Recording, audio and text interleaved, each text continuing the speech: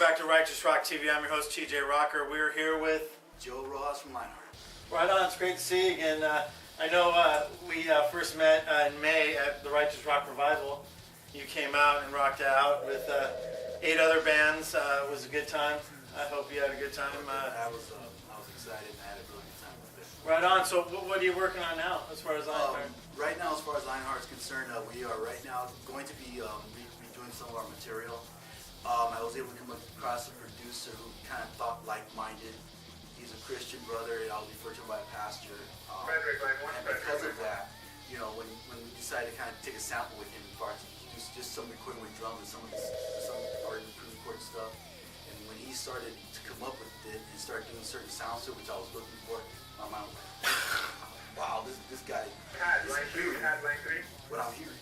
And thinking in January, we're thinking about starting up with him. And like I said, I'm really excited about what's part of it. And like I said, hopefully it'll give it more teeth. Cool.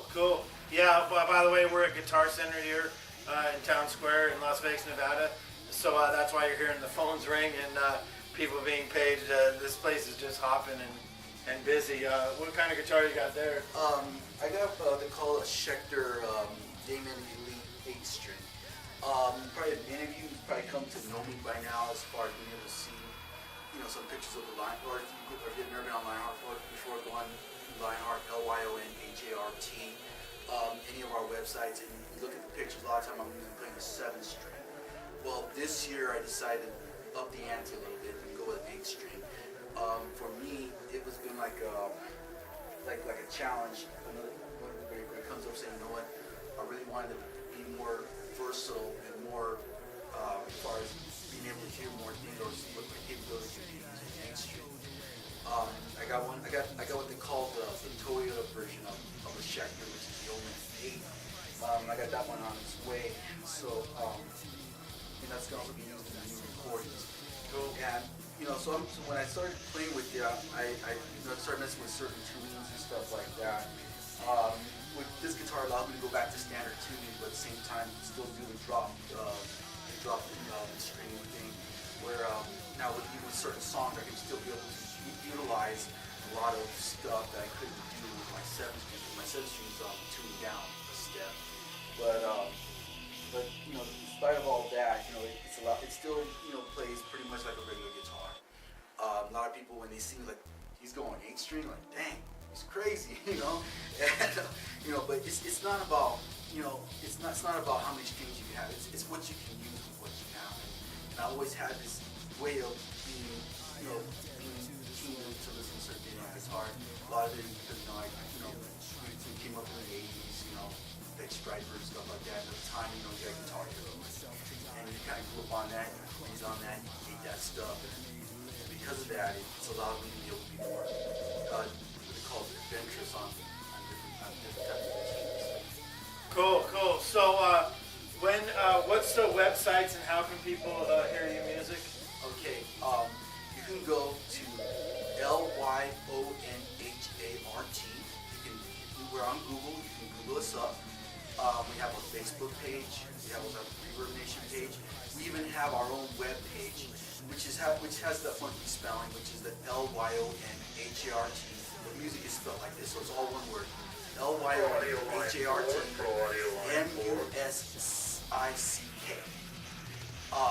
Now, a lot of people will ask me, well, why do you kind of spell music like that? Well, a lot of it is because most people, I still read the Bible. I've stuck with it, and it's something that's kind of been the inspiration of how I write and how I feel. So when you go to our website, you be able to sample our music, being able to see pictures of what we're doing, and also being able to sign up and be able to see what we got going on. Are you gonna remaster Let Me Die? We're probably gonna remaster it just a little bit. Yeah. We're not gonna, like I said, we're not gonna really change it all. We're just gonna kind of just sharpen the sound up a little bit more. Like I said, there's certain drum sounds I'm listening for, and stuff like that. It's just I wanted to make it more totally industrial sounding. And give it that edge that is needed. Very cool, very cool. Yeah, that's why we love what you do, man, because there's not many Christian industrial bands out there, and we dig it. We dig what you're bringing to the table. TJ, I was had somebody spoke to speak a word over me, and one thing they mentioned about me is you're a thinker outside the box. I don't take any credit for that. Maybe because a lot of times I've always had an imagination, but a lot of times I just let God just do what He wants me to do. And like I tell a lot of people, especially when Lyonhart first started coming out, when the music started being produced, a lot of people were not really keen to it, or they were kind of like, okay, Joe's got a good thing going, but we don't know. I believe when I pray and seek God for the music that He wants me to write, I believe it's going to prevail.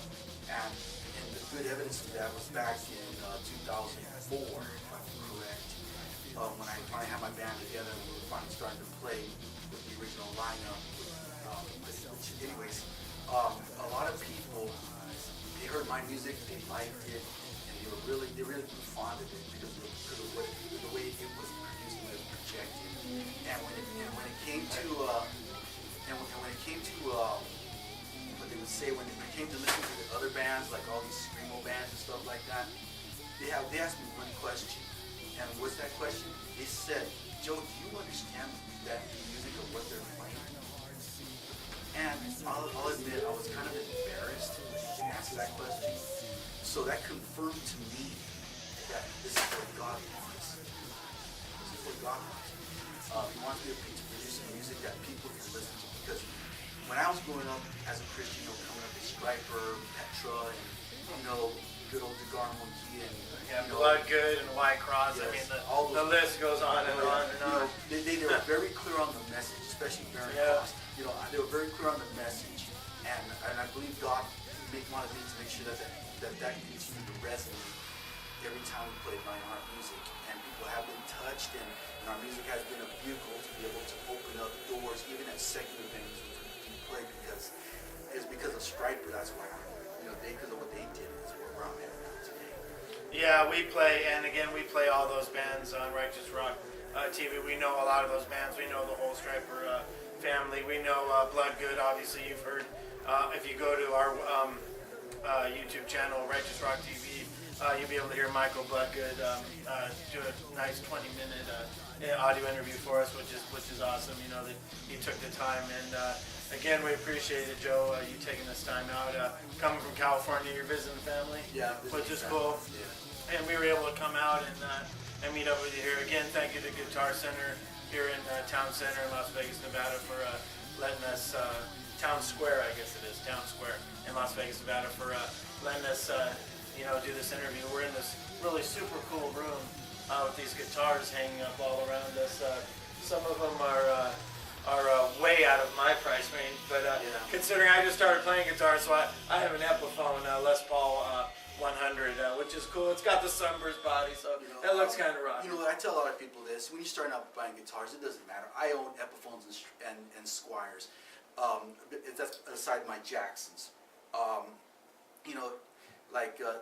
recently acquired what they call a Dot Studio, which I had something similar to that years ago, and it's a hollow body and it just plays beautifully. And my Strat is just an awesome thing to have also along with my Telecaster. So it doesn't matter what guitar you kind of get, you can actually create it into something to make it sound.